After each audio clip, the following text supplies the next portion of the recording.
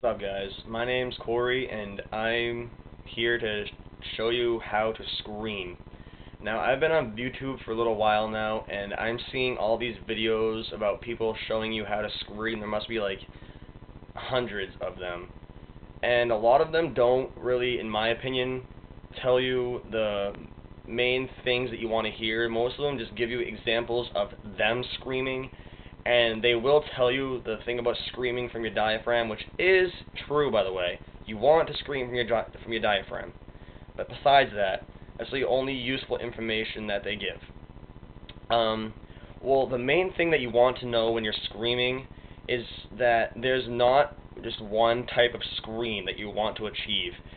Everyone has their own scream. You know, like Catherine, The Devil Wears Prada, Slipknot, Bring Me the Horizon, any hardcore band you can think of.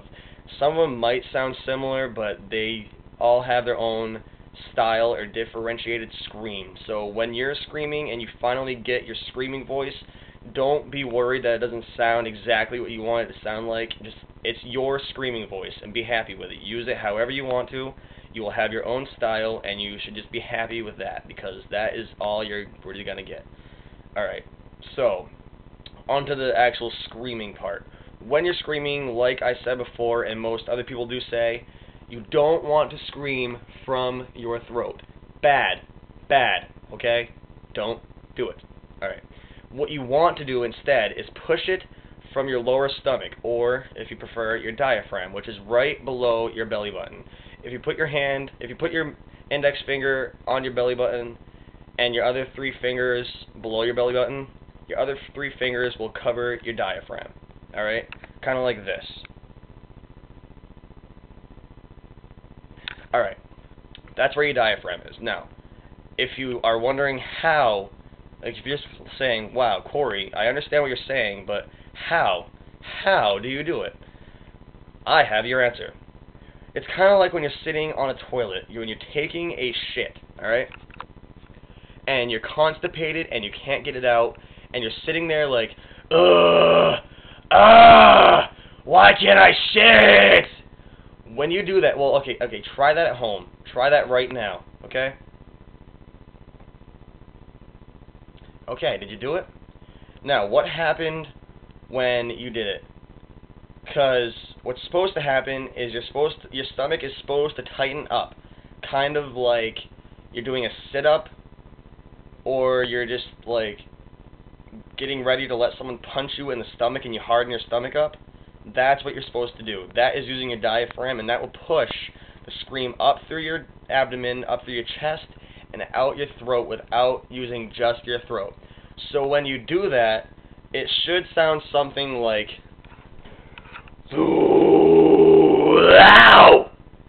something along those lines. Yes, that is my screaming voice, and no one else has the exact same thing. Okay? So, and what was I gonna say?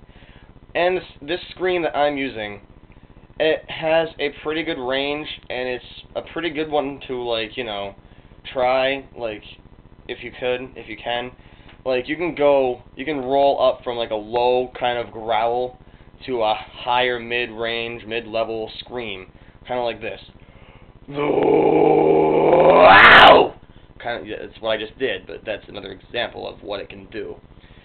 And, well, that's basically it. Basically, just use your diaphragm.